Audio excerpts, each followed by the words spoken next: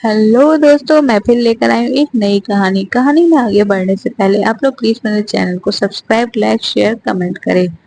दीपावली का पूर्व नजदीक आ रही थी और स्कूल के सभी बच्चों के मन में मानो खुशियों के पंख लग गए थे। वह तमाम तरीके से रोज नए पटाखों की लिस्ट बनाते और फिर अचानक दूसरे पटाखे याद आ जाते तो पहली लिस्ट के चिंदे करके चारों ओर उड़ा देते। कोई अपने लिए नए कपड़े खरीदने का सोच रहा था तो किसी ने साल भर बचत करके पटाखे खरीदने के सपने देख रहा था। किसी किसी का तो ये हाल था, दिन रात पटाखों के बारे में सोचते रहने का उसे सपने में भी रंग बिरंगे फुलझड़ियां और आतिशबाजियां दिखाई देती थी। आज सभी बच्चे बहुत खुश थे क्योंकि दिवाली की छुट्टियां शुरू होने जा रही थी। तभी प्रिंसिपल सर ने सभी बच्चों को हॉल में बुलवाया और दीपावली की शुभकामना देते हुए कहा, मैंने आज एक महत्वपूर्ण घोषणा करने के लिए तुम सबको यहाँ बुलाया है।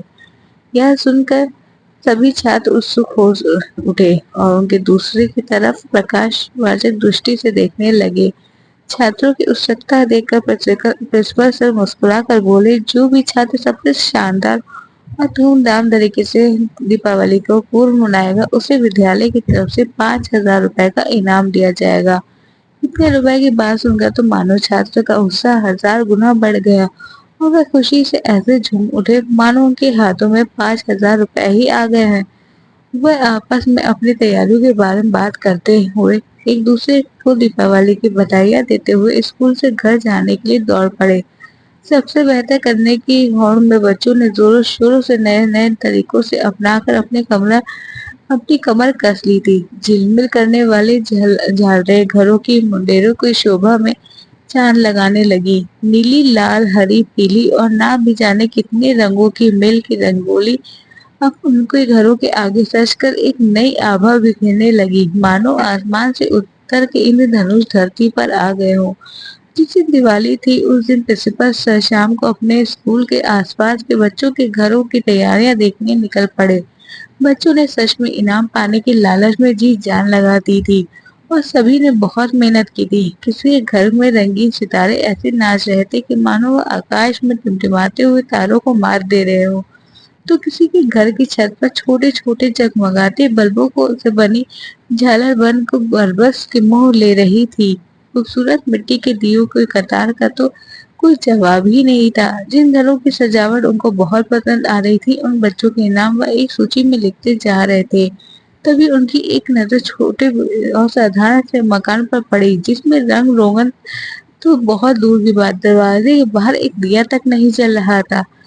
वो उत्सुकतावश उस घर की ओर चल पड़े। पास जाने पर उन्होंने देखा कि कमरे के अंदर से दिए की मध्यम रोशनी के प्रकाश आ रहा था। खिड़की से झांकने पर उन्होंने देखा बिस्तर पर एक कमजोर सी औरत लेटी हुई थी।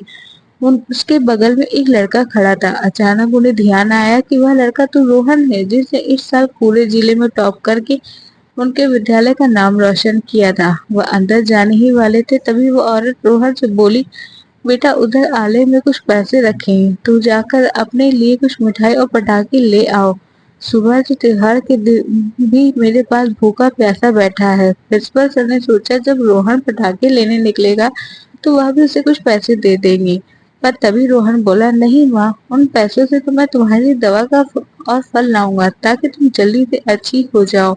यह सुनकर उसकी माँ की आंखों से आंसू बह निकलने लगे और वो बोली, बेटा तुझे तो पटाखे बहुत पसंद है ना, इतने सारे पटाखों की आवाज आ रही, क्या तेरा मन नहीं कर रहा कम से कम तो एक फुलझड़ी ही जला ले। रोहन यह सुनकर अपनी माँ के आंसू पोंछते हुए रोंदे गले से बोला, तुम जल्दी से अच्छी हो जाओ माँ, हम लोग अगले साल साथ साथ पटाखे फोड़ेंगे। उसकी माँ ने खींचकर उसे अपने गले से लगा लिया और फूट फूट कर रोने लगी। यह देखकर प्रिंसिपल सर सन्न रह गए। उस अंधेरे कमरे की रोशनी ने उनके मन में एक ऐसा उजाला भर दिया जिसकी चमक के आगे सारे शहर की रोशनी फीकी पड़ गई। वह अंदर जाकर रोहन से बात करना चाहते थे, उसे सांत्वना देना चाहते थे, पर बार बार उनका गला भर जाता था, इसलिए वह चुपचाप अपने आंसू पोंछते हुए वहां से चले गए। दूसरे दिन सभी बच्चे इनाम के पीछे जल्दी ही स्कूल पहुंच गए और प्रिंसिपल सर का इंतजार करने लगे। जैसे ही सर आए बच्चे उत्सुक से उनके कूद कूद कर इनाम इसको पूछने लगे। प्रिंसिपल सर ने प्यार से बच्चों के सर पर हाथ फेरा और मंच पर जाकर माइक पकड़ कर कहा, कल मैंने जो देखा और सुना वह मैं आपको सब बताना चाहता हूँ। यह कहकर उन्हें सभी बच्चों के घरों और मेहनत की तारीफ करते हुए जब रोहन के बारे में बताया तो उनके साथ साथ सभी बच्चों की आंखें नम हो गई। सभी छात्रों का दिल रोहन के प्रति शुद्ध और सम्मान से भर उठा। उन्होंने कभी सपने में भी नहीं सोचा था रोहन ने पूरे जिले में किया है और मध्यम रोशनी और तमाम अभावों के बीच न जाने कितनी मुसीबत झेलते हुए किया था।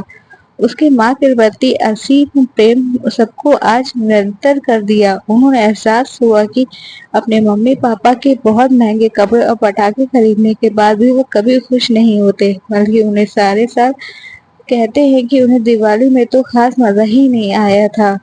प्रिंसिपल सर ने रूंधे हुए गले से पूछा, बच्चों अब यह फैसला मैं तुम सबका छोड़ता हूँ कि इस इनाम का असली हकदार कौन है। सभी छात्रों ने एक स्वर में जोर से चिल्लाया, रोहन। फिर सब एक कोने में खड़े खुशी के मारे रोहन को खुशी के मारे उठाकर मंच की ओर ले गए, जहां एक प्रिंसिपल सर ताली बजाकर उसे गले लगाने के लिए खड़े थे।